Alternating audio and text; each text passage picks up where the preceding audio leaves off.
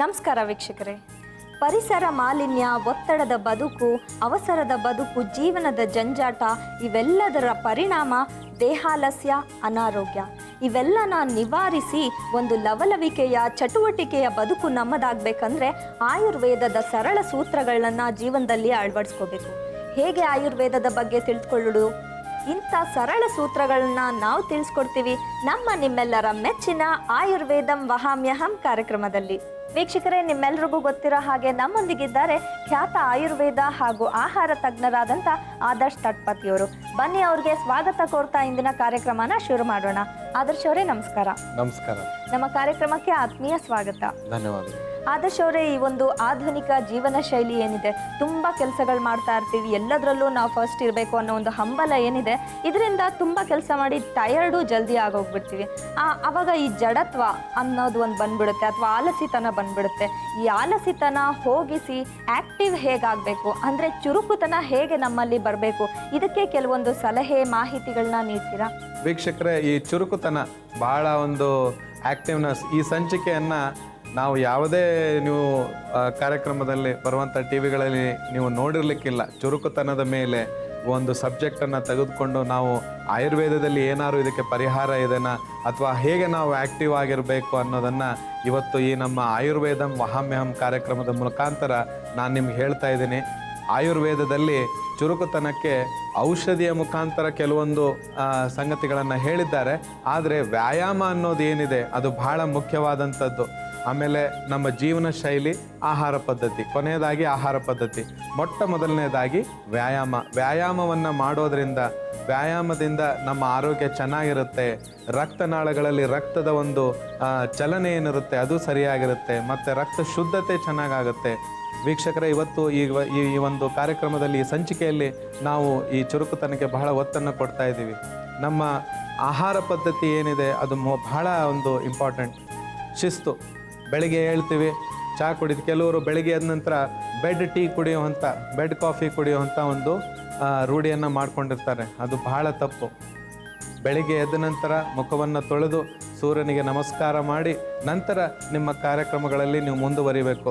Walking, ವ್ಯಾಯಾಮ ಏನಿದೆ ಇದು ಬಹಳ ಇಂಪಾರ್ಟೆಂಟು ಜೀವನದಲ್ಲಿ. ನಿಮಗೆ ನಾನು ಇನ್ನೊಂದು ಸಲಹೆಯನ್ನು ಕೊಡ್ತೀನಿ. ಮನುಷ್ಯ ಆ್ಯಕ್ಟಿವ್ ಆಗಿ ಹೆಚ್ಚು ವಯಸ್ಸನ್ನು ಪಡಿಬೇಕಪ್ಪ ನನ್ನ ಜೀವನದಲ್ಲಿ ಅಂತಂದರೆ, ಹೆಚ್ಚು ದಿನ ನಾನು ಬಾಳಬೇಕು, ಆ್ಯಕ್ಟಿವ್ ಆಗಿರಬೇಕು ಅನ್ನೋದಕ್ಕೆ ಮುಖ್ಯವಾದಂಥದ್ದು ಏನಂತಂದರೆ, ದಿವಸದಲ್ಲಿ 2 ಸಾರಿ ಮಾತ್ರ ನೀವು ಆಹಾರವನ್ನು ಸೇವಿಸಿ. ಈಗ ನಾನು ಹೇಳಿದೆ, ದಿವಸಕ್ಕೆ ನೀವು ಬೆಳಗ್ಗೆ, ಮಧ್ಯಾಹ್ನ, ರಾತ್ರಿ ಚೆನ್ನಾಗಿ ಊಟ ಮಾಡಿ ಅಂತಲ್ಲ. 2 ಸಾರಿ ನೀವು ಊಟವನ್ನು ಅಲ್ಪವಾಗಿ ನೀವು ಆಹಾರವನ್ನು ಸೇವಿಸಿದರೆ ನಿಮ್ಮ ಜೀವನ ತುಂಬ ಆ್ಯಕ್ಟಿವ್ ಆಗಿರ್ತೀರ, ಮತ್ತು ಆದಷ್ಟು ಹೆಚ್ಚು ವಯಸ್ಸು ನೀವು ಬಾಳ್ತೀರಾ ಅಂತ ಹೇಳಿ ನೀವು ತಿಳ್ಕೊಳ್ಬೇಕು. ಇದನ್ನು ಬಹಳ ಒಂದು ಇದಕ್ಕೆ ಆಸಕ್ತಿಯನ್ನು ವಹಿಸಬೇಕು. ಯಾಕೆ ಈ ಪ್ರೋಗ್ರಾಮ್ದಲ್ಲಿ ಇಷ್ಟೊಂದು ಮಾಹಿತಿ ಕೊಡ್ತಾ ಇದ್ದಾರೆ, ಯಾಕೆ ಇದ್ರ ಬಗ್ಗೆ ಒತ್ತು ಕೊಡ್ತಾ ಇದ್ದಾರೆ ಅಂತಂದರೆ, ನೀವೆಲ್ಲ ಆ್ಯಕ್ಟಿವ್ ಆಗಿ, ನಮ್ಮ ವಿವೇಕಾನಂದ ಅವರು ಹೇಳಿದ ಹಾಗೆ, ಸ್ವಾಮಿ ವಿವೇಕಾನಂದ ಏನು ಹೇಳಿದ್ದಾರೆ ಅಂದರೆ, ಏಳಿರಿ ಎದ್ದೇಳಿರಿ ಯುವಜನರೇ ಅಂತ. ನಾಳಿನ ನಾಡನ್ನು ನಾವು ಕಟ್ಟಕ್ಕೆ ಹೊಡ್ತಾ ಇರೋವಂಥ ಪ್ರತಿಯೊಬ್ಬ ಯುವಜನರು, ಈ ಕಾರ್ಯಕ್ರಮವನ್ನು ನೋಡ್ತಾ ಇರೋವಂಥವ್ರು ಆ್ಯಕ್ಟಿವ್ ಆಗಿ ಅಂತ ಹೇಳ್ತೀನಿ ನಾನು. ಪ್ರತಿಯೊಂದು ವಿಷಯವನ್ನು ಸರಿಯಾಗಿ ತಿಳ್ಕೊಳ್ಳಿ. ನಮ್ಮ ದೇಶ ಮುಂದೆ ಬರೀಬೇಕು. ನಾವು ಕೊಟ್ಟಂಥ ನಮ್ಮ ಪುರಾತನ ಕಾಲದಿಂದ ಬಂದಂಥ Ayurveda it's a science of life ಅಂತ ನಾವೇನು ಹೇಳ್ತೀವಿ, ಅದು ಬೇರೆ ಜಗತ್ತಿನಲ್ಲಿ, ಬೇರೆ ದೇಶಕ್ಕೆ, ಭಾರತವನ್ನು ಹೊರತುಪಡಿಸಿ ಬೇರೆ ಯಾರಿಗೂ ಸಿಕ್ಕಿಲ್ಲ. ಅದರ ಪ್ರಯೋಜನವನ್ನು ನೀವು ಪಡೀರಿ ಅಂತೇಳಿ ನಾನು ಈ ಕಾರ್ಯಕ್ರಮದ ಮುಖಾಂತರ ಹೇಳ್ತೀನಿ. ಆದಷ್ಟು ಶಿಸ್ತು, ಆಹಾರ ಪದ್ಧತಿಯಲ್ಲಿ ಒಂದು ರೀತಿಯ ಶೈಲಿಯನ್ನು ಅಳವಡಿಸ್ಕೊಂಡು ಕಡಿಮೆ ಆಹಾರವನ್ನು ಸೇವಿಸಿ ಚುರುಕುತನದಿಂದ ನಾವು ಇದ್ದರೆ ನಮ್ಮ ಆರೋಗ್ಯನೂ ಚೆನ್ನಾಗಿರುತ್ತೆ, ದೇಶಕ್ಕೆ, ನಾಡಿಗೆ ಒಳ್ಳೆಯದಾಗುತ್ತೆ ಅಂತ ಹೇಳ್ಬೋದು. ವೀಕ್ಷಕರೇ, ಈ ಆಕ್ಟಿವ್ನೆಸ್ ಅಥವಾ ಚುರುಕುತನದ ಬಗ್ಗೆ ಆದರ್ಶ್ ಅವರು ತುಂಬ ಒಳ್ಳೆ ವಿಚಾರಗಳನ್ನ ಹೇಳಿದ್ದಾರೆ. ನಾವು ಆಕ್ಟಿವ್ ಆಗಿದ್ದರೆ ಮಾತ್ರ ನಮ್ಮ ಮನೆ, ಸಮಾಜ ಹಾಗೂ ದೇಶದ ಅಭಿವೃದ್ಧಿಗೆ ಒಂದು ಕಾಂಟ್ರಿಬ್ಯೂಷನ್ ಕೊಡಲಿಕ್ಕೆ ಸಾಧ್ಯ. ಈಗ ನಾವು ಎಷ್ಟೇ ಆಕ್ಟಿವ್ ಆಗಿರ್ತೀವಿ ಅಂದರೂ ಕೆಲವೊಂದ್ಸರಿ ಆಲ್ಸಿತನ ಬಂದೇ ಬಿಡುತ್ತೆ. ಹೀಗೆ ಆಲ್ಸಿತನ ಎದುರಾದಾಗ ಯಾವ ರೀತಿ ಬ್ರಾಹ್ಮಿ ಲೇಹ್ಯ ತಯಾರಿಸಿ ಅದನ್ನು ಯೂಸ್ ಮಾಡೋದ್ರಿಂದ, ಅದನ್ನು ಸೇವಿಸೋದ್ರಿಂದ ಮತ್ತೆ ಚುರುಕುತನ ಮರುಕಳಿಸುತ್ತೆ, ಇದನ್ನು ನೋಡೋಣ. ಬನ್ನಿ ವೀಕ್ಷಕರೇ, ಇವತ್ತು ನಾವು ಈ ಒಂದು ಚುರುಕುತನಕ್ಕೆ ಆಕ್ಟಿವ್ ಆಗಿ ಹೇಗಿರ್ಬೇಕು ನಾವು ಅನ್ನೋದಕ್ಕೆ ಇವತ್ತು ಒಂದು ಲೇಹವನ್ನು ತಯಾರಿಸ್ತಾ ಇದ್ದೀವಿ. ಅದಕ್ಕೆ ಬೇಕಾಗಿರುವಂಥ ಇಂಗ್ರೀಡಿಯೆಂಟ್ಸ್ ಏನಂತ ಹೇಳಿ ನೋಟ್ ಮಾಡ್ಕೊಳ್ಳಿ. ಈರುಳ್ಳಿಯ ಪೇಸ್ಟ್, ನಿಂಬೆಹಣ್ಣು, ಜೇನುತುಪ್ಪ ಮತ್ತು ಬ್ರಾಹ್ಮಿ ಎಲೆಯ ಒಣಗಿಸಿದಂಥ ಪೌಡರ್, ನಾವಿಲ್ಲಿ ಪುಡಿಯನ್ನು ತೊಗೊಂಡಿದ್ದೀವಿ. ಈಗ ಇದನ್ನು ಹೇಗೆ ಮಾಡೋದಂತ ಹೇಳಿ ತೋರಿಸ್ಕೊಡ್ತೀನಿ. ಭಾಳ ಸಿಂಪಲ್, ಅದರಲ್ಲಿ ಯಾವ ರೀತಿಯ ಒಂದು ಕಷ್ಟ ಅನಿಸೋದಿಲ್ಲ ನಿಮಗೆ ಮಾಡುವಾಗ ಇದನ್ನು. ಮತ್ತು ನಾರ್ಮಲ್ ಆಗಿ ನಿಮಗೆ ಭಾಳ ಎಲ್ಲ ಗ್ರಂಥಿಕೆ ಅಂಗಡಿಗಳಲ್ಲಿ ಕೂಡ ಸರಳವಾಗಿ ನಿಮಗೆ ಈ ಒಂದು ಬ್ರಾಹ್ಮಿ ಎಲೆಯ ಪುಡಿ ಏನಿದೆ ಅದು ಸಿಗುತ್ತೆ. ಆದಷ್ಟು ಬ್ರಾಹ್ಮಿ ಎಲೆಯ ಪುಡಿಯನ್ನು ನೀವು ತೆಗೆದುಕೊಳ್ಳುವಾಗ ಸ್ವಲ್ಪ ಪರೀಕ್ಷಿಸಿ ನೋಡಿ, ಅದರಲ್ಲಿ ಸ್ವಲ್ಪ ಈ ಮಣ್ಣು ಇರುತ್ತೆ. ಯಾಕಂದರೆ ಇವರು ತೊಳೆದಿರಲ್ಲ, ವಾಶ್ ಮಾಡಿ ಅದನ್ನು ಡ್ರೈ ಮಾಡಿ ನಂತರ ಒಂದು ಪ್ರೊಸೆಸ್ಸನ್ನು ಇನ್ವಾಲ್ವ್ ಆಗಿರೋದ್ರಿಲ್ಲ. ಆದ್ದರಿಂದ ನೀವು ಮನೆಯಲ್ಲಿ ಕೂಡ ಇದನ್ನು ಬಿಸಿಲಲ್ಲಿ ಒಣಗಿಸಿ, ಇದನ್ನು ಫಸ್ಟಿಗೆ ತೊಳ್ಕೊಂಡ್ಬಿಟ್ಟು ಬಿಸಿಲಲ್ಲಿ ಒಣಗಿಸಿ ನಂತರ ಇದನ್ನು ನೀವು ಪುಡಿ ಮಾಡೋದು ಬಹಳ ಸುಲಭದ ಕೆಲಸ ಮತ್ತು ಬಹಳ ಬೇಗ ಇದು ಪುಡಿ ಆಗುತ್ತೆ ಅಂತೇಳಿ ಹೇಳ್ಬೋದು. ಈಗ ಇದನ್ನು ಮಾಡೋದು ಹೇಗೆ ಅಂತ ಹೇಳಿ ನೋಡೋಣ ಬನ್ನಿ. ಪಾತ್ರೆಯನ್ನು ಬಿಸಿ ಮಾಡೋಣ. ಇದಕ್ಕೆ ಸ್ವಲ್ಪ ನೀರು, ಒಂದು 2 ಟೇಬಲ್ ಸ್ಪೂನ್ ಅಷ್ಟು ನೀರನ್ನು ಹಾಕ್ಕೊಳ್ಬೇಕು.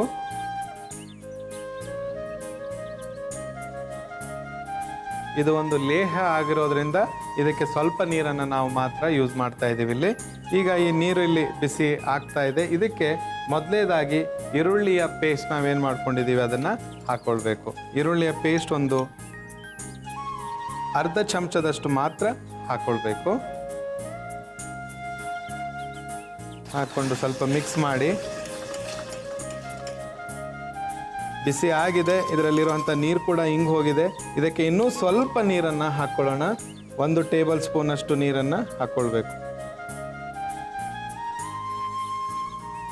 ನಂತರ ಮತ್ತೆ ಇದೇ ಥರ ಇದನ್ನು ನಾವು ಮಿಕ್ಸ್ ಮಾಡಿಕೊಂಡು ಹೋಗ್ತಾ ಇರಬೇಕು. ಇದೇ ಥರ ಮಿಕ್ಸ್ ಮಾಡಿ ಮಾಡಿ ನಂತರ ಇದಕ್ಕೆ ನಾವು ಬ್ರಾಹ್ಮಿ ಪುಡಿಯನ್ನು 1/4 ಚಮಚದಷ್ಟು ಮಾತ್ರ ಹಾಕ್ಕೊಳ್ಬೇಕು.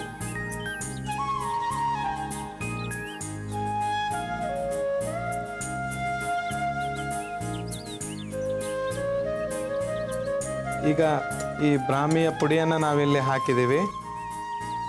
ಇದಕ್ಕೆ ಕೊನೆಯದಾಗಿ ನಾವು ಈ ಬಿಸಿ ಇರುವಾಗಲೇ ಒಂದು 1/4 ಭಾಗದಷ್ಟು ನಿಂಬೆಹಣ್ಣಿನ ರಸವನ್ನು ಇದಕ್ಕೆ ಹಾಕಬೇಕು. ಈಗ ಇದು ರೆಡಿ ಆಗಿದೆ. ಇದನ್ನು ಒಂದು ಕಪ್ನಲ್ಲಿ ತೆಗೆದುಕೊಳ್ಳೋಣ, ಆಫ್ ಮಾಡಿ.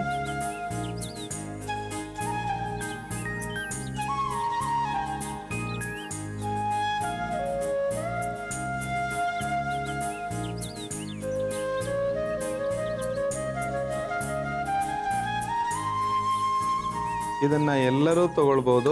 ಚಿಕ್ಕ ಮಕ್ಕಳಿಗೆ ಏನು ಅಡ್ವೈಸ್ ಅಲ್ಲ ಇದು. ಯಾಕಂತಂದರೆ ಅವರು ಚಿಕ್ಕನ ಬಾಲ್ಯದಲ್ಲಿ ಅವರು ಆ್ಯಕ್ಟಿವ್ ಆಗೇ ಇರ್ತಾರೆ. ಈಗಿನ ಜನ್ರೇಷನ್ ಮಕ್ಕಳನ್ನು ನೋಡಿದರೆ ಹೈಪರ್ ಆ್ಯಕ್ಟಿವ್ ಅಂತ ಹೇಳ್ಬೋದು. ಆದ್ದರಿಂದ ಹಾಗೇನಾದ್ರು ನಿಮ್ಮ ಮಕ್ಕಳಲ್ಲಿ ಆ ರೀತಿ ಕಂಡು ಬಂದಲ್ಲಿ ಬಾಲ್ಯದಲ್ಲಿ ಇದ್ದಂಥ ಚಿಕ್ಕ ಮಕ್ಕಳಿಗೆ ಕೂಡ ನೀವು ಈ ಒಂದು ಲೇಹವನ್ನು ಕೊಡಬಹುದು. ಈಗ ನಾವು ಕೊನೆಯದಾಗಿ ಇದಕ್ಕೆ ಜೇನುತುಪ್ಪವನ್ನು ಬೆರೆಸಬೇಕು. ಒಂದು 1/4 ಚಮಚದಷ್ಟು ಜೇನುತುಪ್ಪ.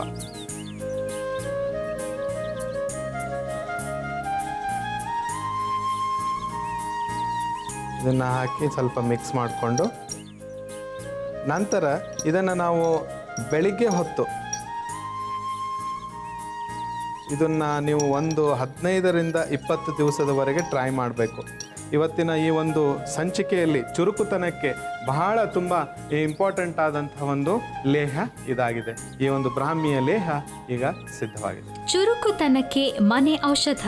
ಬೇಕಾಗುವ ಸಾಮಗ್ರಿಗಳು: ಈರುಳ್ಳಿ ಪೇಸ್ಟ್, ನಿಂಬೆಹಣ್ಣು, ಜೇನುತುಪ್ಪ ಮತ್ತು ಒಣಗಿಸಿದ ಬ್ರಾಹ್ಮಿ ಎಲೆಯ ಪುಡಿ. ತಯಾರಿಸುವ ವಿಧಾನ: ಕಾದ ಪಾತ್ರೆಗೆ ನೀರು, ಈರುಳ್ಳಿ ಪೇಸ್ಟನ್ನು ಹಾಕಿ ಸ್ವಲ್ಪ ಮಿಕ್ಸ್ ಮಾಡಿ ನಂತರ ಬ್ರಾಹ್ಮಿ ಎಲೆಯ ಪುಡಿ ಮತ್ತು ನಿಂಬೆ ಹಣ್ಣಿನ ರಸವನ್ನು ಹಾಕಿ ಮಿಕ್ಸ್ ಮಾಡಿ ನಂತರ ಒಂದು ಬಟ್ಟಲಿಗೆ ಹಾಕಿಕೊಂಡು ಜೇನುತುಪ್ಪವನ್ನು ಹಾಕಿ ಮಿಕ್ಸ್ ಮಾಡಿದ್ರೆ ಚುರುಕುತನಕ್ಕೆ ಮನೆ ಔಷಧ ಸಿದ್ಧ. ವೀಕ್ಷಕರೇ, ಆಲಸ್ಯತನ ಯಾರಿಗೂ ಬೇಡವಾದದ್ದು. ಚುರುಕಾಗಿರ್ಲಿಕ್ಕೆ ನಾವೆಲ್ಲರೂ ಕೂಡ ಇಷ್ಟಪಡ್ತೀವಿ. ಹಾಗಾದರೆ ಈ ಬ್ರಾಹ್ಮಿ ಲೇಹ್ಯನ ಮನೆಯಲ್ಲಿ ತಯಾರು ಮಾಡಿ ಇದರ ಪ್ರಯೋಜನ ಪಡ್ಕೊಳ್ಳಿ. ಈಗ ಚುರುಕಾಗಿರೋದಕ್ಕೆ ಮತ್ತೊಂದು ಮನೆ ಮದ್ದಿದೆ. ಸ್ನೇಹಿತರೆ, ಬನ್ನಿ ಈಗ ಚುರುಕುತನಕ್ಕೆ ಅಂದರೆ ಆಕ್ಟಿವ್ ಆಗಿರಲಿಕ್ಕೆ ಹೇಗೆ ಒಂದು ಮನೆಯಲ್ಲೇ ಸುಲಭವಾಗಿ ಪುದೀನ ಮತ್ತು ಶುಂಠಿ ಉಪಯೋಗಿಸಿ ಒಂದು ಕಷಾಯ ತಯಾರಿಸ್ಬೋದು, ಅದರಿಂದ ಎಷ್ಟೆಲ್ಲ ಪ್ರಯೋಜನ ಪಡ್ಕೊಬೋದು ಅಂತ ನೋಡೋಣ. ಬನ್ನಿ ವೀಕ್ಷಕರೇ, ಈ ಕಷಾಯಕ್ಕೆ ಬೇಕಾಗಿರುವಂಥ ಸಾಮಗ್ರಿಗಳು ಏನು ಅಂತ ಹೇಳಿ ಒಂದ್ಸರಿ ನಾವು ನೋಡ್ಕೊಂಡ್ಬಿಡೋಣ. ಪುದೀನ, ಹಸಿ ಶುಂಠಿ, ಕಪ್ಪುಪ್ಪು, ಜೀರಿಗೆ ಮತ್ತು ಕಲ್ಲು ಸಕ್ಕರೆ, ಇಷ್ಟು ಇದಕ್ಕೆ ಬೇಕಾಗಿರುವಂಥ ಸಾಮಗ್ರಿಗಳು. ಈಗ ಇದನ್ನು ಮಾಡೋದು ಹೇಗೆ, ಇದರ ಪ್ರೊಸೆಸ್ ಹೇಗೆ ಅಂತ ಹೇಳಿ ನೋಡೋಣ. ಮೊದಲಿಗೆ ಹಸಿ ಶುಂಠಿ ಮತ್ತು ಜೀರಿಗೆ ಹಾಗೂ ಕಪ್ಪುಪ್ಪನ್ನು ನಾವು ಜಜ್ಕೊಳ್ಬೇಕು. ಅರ್ಧ ಚಮಚದಷ್ಟು ಜೀರಿಗೆ, ನಾವಿಲ್ಲಿ ಒಂದು ಅರ್ಧ ಇಂಚಿನಷ್ಟು ಶುಂಠಿಯನ್ನು ತಗೊಂಡಿದ್ದೀವಿ. ಅಷ್ಟನ್ನು ನಾವಿಲ್ಲಿ ಹಾಕ್ಕೊಳ್ಬೇಕು. ಮತ್ತು 1/4 ಚಮಚದಷ್ಟು ಕಪ್ಪುಪ್ಪು. ಇದನ್ನು ನಾವು ಚೆನ್ನಾಗಿ ಜಜ್ಕೊಂಡು ಪೇಸ್ಟ್ ಮಾಡ್ಕೊಳ್ಬೇಕು.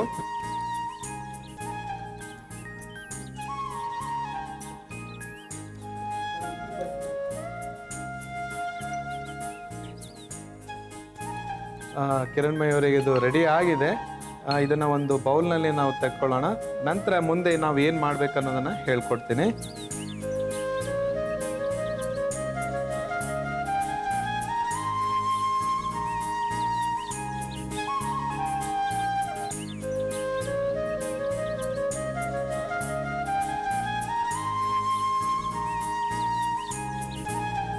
ಹಾಗೆ ನಾವು ನೋಡ್ತಾ ಇರ್ಬೋದು ಎಲ್ಲ ಒಂದು ಪ್ರಿಪ್ರೇಷನ್ಸಲ್ಲಿ ನಾವು ಈ ಕುಟಾಣಿಯಲ್ಲಿ ಕುಟ್ಕೊಂಡು ಅದೊಂದು ಚಿಕ್ಕ ಕ್ವಾಂಟಿಟಿ ಆಗಿರೋದ್ರಿಂದ ಮಿಕ್ಸಿಯಲ್ಲಿ ಹಾಕಿ ಮಾಡೋದು ಅಷ್ಟು ಸೂಟಬಲ್ ಅಲ್ವಾ? ಅಲ್ಲ, ಹೌದು. ತುಂಬಾ ಚಿಕ್ಕ ಕ್ವಾಂಟಿಟಿ ಇರೋದ್ರಿಂದ ನಾವಿಲ್ಲಿ ಈ ಕುಟಾಣಿಯನ್ನ ಯೂಸ್ ಮಾಡ್ತಾ ಇದ್ದೀವಿ.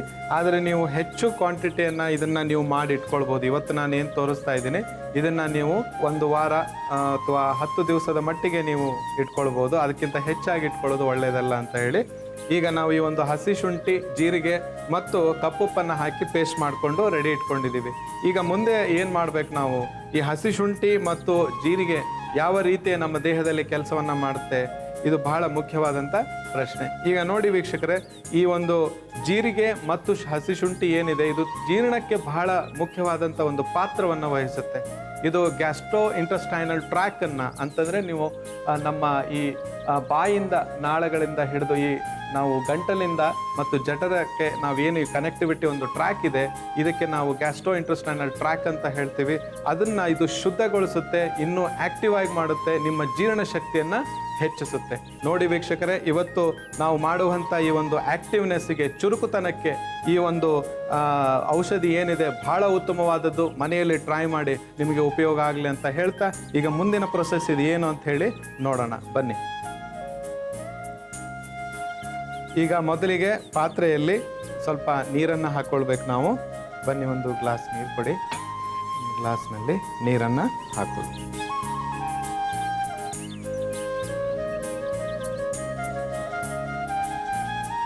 ನೀರನ್ನು ಹಾಕಿದ ಮೇಲೆ ಇದಕ್ಕೆ ನಾವೇನು ಈ ಜಜ್ಕೊಂಡಿದ್ವಿ ಈಗ ತಾನೇ ಶುಂಠಿ, ಜೀರಿಗೆ ಮತ್ತು ಕಪ್ಪುಪ್ಪನ್ನು, ಆ ಪೇಸ್ಟನ್ನು ಇದಕ್ಕೆ ಹಾಕ್ಕೊಳ್ಬೇಕು.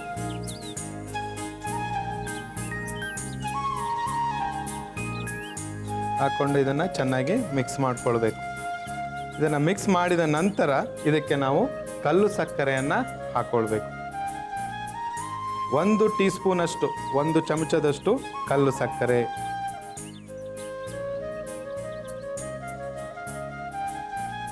ಈ ಥರ ಇದನ್ನು ಮಿಕ್ಸ್ ಮಾಡ್ಕೊಳ್ಬೇಕು. ಮಿಕ್ಸ್ ಮಾಡ್ಕೊಂಡ ನಂತರ ಇದು ಬಾಯ್ಲ್ ಬರೋಕ್ಕಿಂತ ಮುಂಚೆ ನಾವು ಪುದೀನವನ್ನು ಒಂದು 5 ಎಲೆಗಳನ್ನು ನಾವು ಹಾಕ್ಕೊಳ್ಬೇಕು.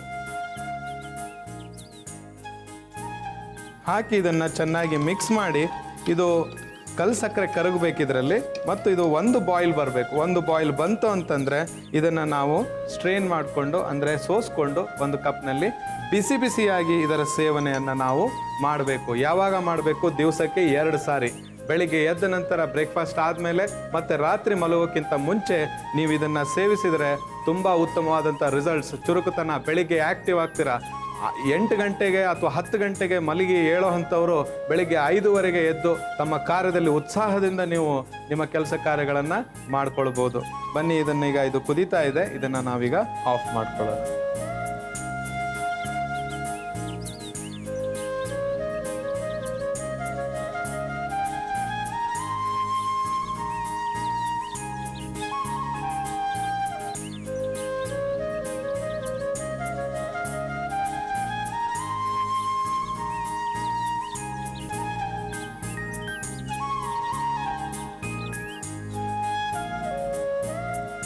ವೀಕ್ಷಕರೇ, ಇವತ್ತು ಈ ಶುಂಠಿ ಮತ್ತು ಪುದೀನಾದ ಒಂದು ನಾವು ಕಷಾಯ ಏನು ಮಾಡಿದ್ದೀವಿ ಅದು ಸಿದ್ಧವಾಗಿದೆ. ಚುರುಕುತನಕ್ಕೆ ಮನೆ ಔಷಧ. ಬೇಕಾಗುವ ಸಾಮಗ್ರಿಗಳು: ಪುದೀನ, ಹಸಿ ಶುಂಠಿ, ಕಪ್ಪುಪ್ಪು, ಜೀರಿಗೆ ಮತ್ತು ಕಲ್ಲು ಸಕ್ಕರೆ. ತಯಾರಿಸುವ ವಿಧಾನ: ಕುಟಾಣಿಗೆ ಜೀರಿಗೆ, ಶುಂಠಿ, ಕಪ್ಪುಪ್ಪನ್ನು ಹಾಕಿ ಚೆನ್ನಾಗಿ ಜಚ್ಚಿಕೊಂಡು ಒಂದು ಬಟ್ಟಲಿಗೆ ಹಾಕಿಕೊಳ್ಳಿ. ನಂತರ ಒಂದು ಪಾತ್ರೆಗೆ ನೀರು ಮತ್ತು ಕುಟ್ಟಿದ ಮಿಶ್ರಣವನ್ನು ಹಾಕಿ ಮಿಕ್ಸ್ ಮಾಡಿ ಕಲ್ಲು ಸಕ್ಕರೆ ಮತ್ತು ಪುದೀನವನ್ನು ಬೆರೆಸಿ ಕುದಿಸಿ ಒಂದು ಲೋಟಕ್ಕೆ ಸೋಸಿಕೊಂಡ್ರೆ ಚುರುಕುತನಕ್ಕೆ ಮನೆ ಔಷಧ ಸಿದ್ಧ.